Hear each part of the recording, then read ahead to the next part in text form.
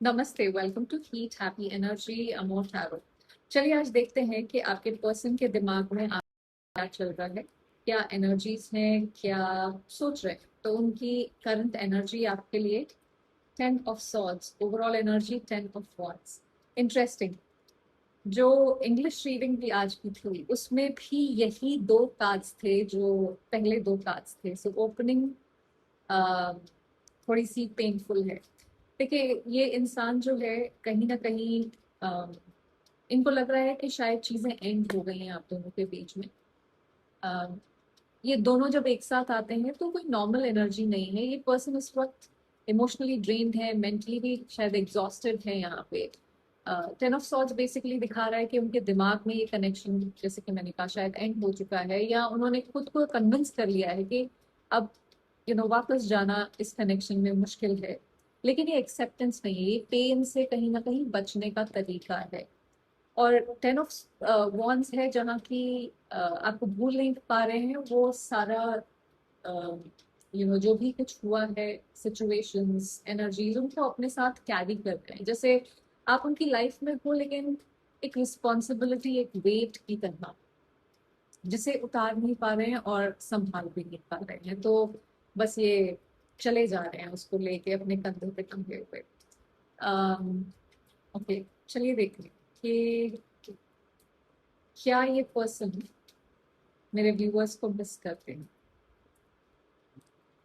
2 of wands, overall energy 3 of pentacles. देखिए, कहीं ना कहीं चाहे अपने आप को कन्विंस कर रहे हैं कि सब कुछ एंड हो गया है हमारे बीच में, पर फिर भी कहीं अम, एक एक उम्मीद है, एक जैसे राह तक रहा हो कोई, इस तरह की एनर्जी है यहाँ पे। तो मिस करते हैं, लेकिन उस तरह से नहीं जहाँ वो इमोशनल होके बिखर रहे हैं। यहाँ पे ये है कि सोचने वाली एनर्जी ज्यादा है यहाँ पे। आपको याद करते हैं, लेकिन साथ में अपनी लाइफ के नेक्स्ट स्टेप्स भी कहीं ना कहीं उनको लग रहा है कि मुझे सोचना चाहिए कि मैं आगे बढ़ूं, कुछ और करूं जिंदगी में। अम, एक पैर पास्ट में रखा हुआ है और एक फ्यूचर में, उस तरह की एनर्जी है। सिर्फ रुके नहीं हुए हैं, अपनी लाइफ को प्लान कर रहे हैं कहीं ना कहीं, बट हाँ, मिस करते हैं। वो इस कनेक्शन को देख रहे हैं जैसे कुछ हो, जैसे इस पे हम मिल के काम कर सकते हैं। अम, लेकिन मिस करने में स्टक नहीं है, ऐसा मुझे फील हो रहा है इस समय। अम, मेरे व्यूअर्स के बारे में क्या रियलाइजेशन होना शुरू हुआ है मेरे व्यूअर्स के पर्सन को। Night of wands, overall energy chariot. देखिए, उनको ये रियलाइज होता है कि आप उनकी लाइफ में एक एनर्जी बर्स्ट लेके आते थे हमेशा। अम, आप आपको उन्होंने बहुत कैजुअली ट्रीट किया, इस कनेक्शन को बहुत कैजुअली ट्रीट किया। शायद इन्होंने इम्पल्सिव हुआ, थोड़ा ऑन एंड ऑफ सिचुएशन रही है यहाँ पे। पैशन के बेसिस पे हर समय हैंडल किया इसको, रिस्पॉन्सिबिलिटी अपनी नहीं निभाई यहाँ। जैसे जब फील किया कुछ तो सामने आ गए, फिर पीछे हट गए, और ये मतलब एक साइकिल सा चलता रहा। लेकिन चैरियट के साथ एक स्ट्रॉन्ग रियलाइजेशन आ रही है कि आप उनकी लाइफ में कोई रैंडम चैप्टर नहीं थे। आप वो एनर्जी थे जो उन्हें कहीं आगे लेके शायद गई, और आगे लेके जा सकती थी। तो ये उनकी लाइफ को एक क्लियर डायरेक्शन जैसे दे सकती थी, उस टाइप का ये कनेक्शन था। और अब वो ये देख रहे हैं कि उन्होंने उस वक्त उस डायरेक्शन को सीरियसली नहीं।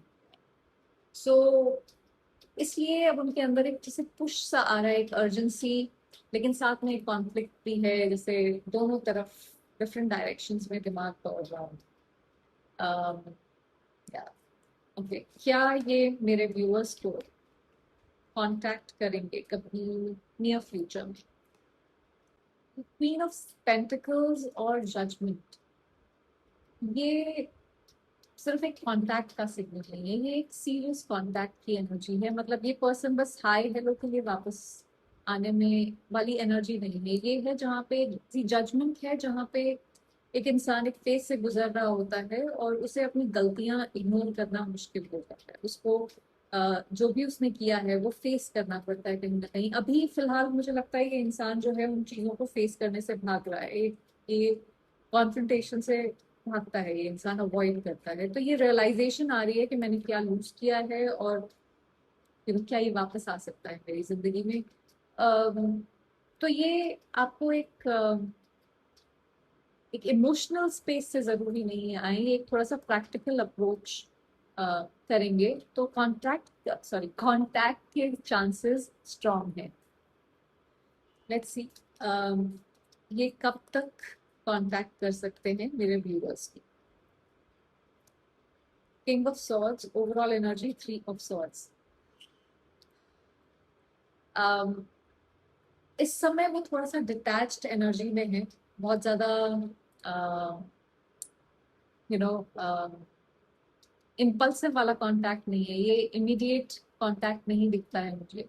ये तब आएगा जब ये पर्सन अपने इमोशंस को साइड पे रख के क्लैरिटी के साथ आपके पास आने का डिसीजन लेंगे, जब अपनी गलतियों को क्लियरली देखेंगे रादर देन अवॉइड करने के कि यहाँ पे क्या हुआ है, जब अपने साथ बैठ के और रिफ्लेक्ट करेंगे कि कहाँ क्या गलतियां हुई। देखिए ये एनर्जी जो है यूजुअली 3 वीक्स to 3 मंथ्स के बीच में एक्टिवेट होगी, ऐसा मुझे लगता है यहाँ पे। अ, तो क्योंकि इनको अपनी फीलिंग्स को एक्सेप्ट करने की जरूरत है, उनको रैशनली देखने की जरूरत है। जब ये कांटेक्ट करेंगे तो आपको क्या करेंगे, एक लास्ट क्वेश्चन पूछते हैं, जब ये आपको कांटेक्ट करेंगे तो ये आपसे क्या कहेंगे।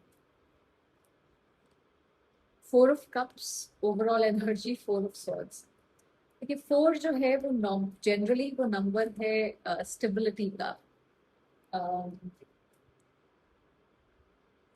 ये कांटेक्ट बहुत लाउड या इंटेंस नहीं होगा, ओवरली इमोशनल नहीं होगा, ये है जहाँ पे सटल, थोड़ा विड्रॉन, थोड़ा गार्डेड शायद ये कांटेक्ट होगा। जैसे कोई आता है लेकिन पूरी तरह से खुल के बात नहीं करता है, खुल के बताता नहीं है, तो 4 ऑफ कप्स बेसिकली है जहाँ ये पर्सन अप्रोच करेंगे लेकिन साथ में थोड़ा सा इमोशनल डिस्टेंस रखेंगे। 4 ऑफ सॉर्ड्स भी उसी तरह की एनर्जी है कि ये हीलिंग के फेज में है अभी, रेस्ट और रिकवरी के मोड में है। तो तुरंत तो नहीं आएंगे पर आएंगे। देखिए यहाँ पे अ, ये इंसान मिस कर रहे हैं, बट ऐसा नहीं है कि इनकी लाइफ आपके बिना कोई तितर बितर हुए जा रही है, तो आपको भी अपनी लाइफ को इनके लिए इधर उधर मतलब खराब करने की जरूरत नहीं है। किसी के हाफ हार्टेड एफर्ट्स का वेटिंग स्पेस बनने की जरूरत नहीं है आपको। यू नो कनेक्शन तब मीनिंगफुल होता है जब दोनों लोग प्रेजेंट होते हैं वहां पे, सिर्फ एक इंसान हर समय एफर्ट डालता रहे तो उस कनेक्शन का वो चल नहीं सकता। और इसीलिए ये जो बार बार hot and cold, on and off energy हो रही है, क्योंकि ये इंसान कन्फ्रंट करने को तैयार नहीं है कि क्या इश्यूज हैं और उनको कैसे सॉर्ट आउट किया जाए। आपको वो नहीं चाहिए जो एक ब्रेड क्रम्ब करता रहे आपको, थोड़ा सा उतना बस आपको एनर्जी एफर्ट दे दिया कि बस आप इसके साथ टिके रहे। अम, जो आपके साथ फुल हार्टेडली पूरी तरह से प्रेजेंट होके ओपनली रहे, वो कनेक्शन इम्पोर्टेंट है, उस पर फोकस करिए। अम, और अपने वैल्यू को दूसरे के नजरिए से नहीं देखना चाहिए हमें, वो क्या सोचता है, वो क्या बोलता है।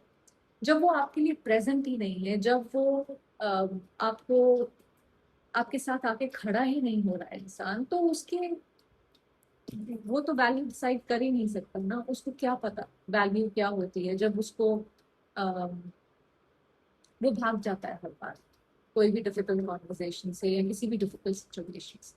सो अपनी वैल्यू को समझना जरूरी है। जब आप अपनी वैल्यू को समझना शुरू करते हैं तो ऑटोमेटिकली चीजें लाइफ में शिफ्ट होनी शुरू होती हैं, और हम इस एंक्शियस एनर्जी से निकल के एक काम पीसफुल एनर्जी में जाते हैं, और आप वो डिजर्व करते हैं।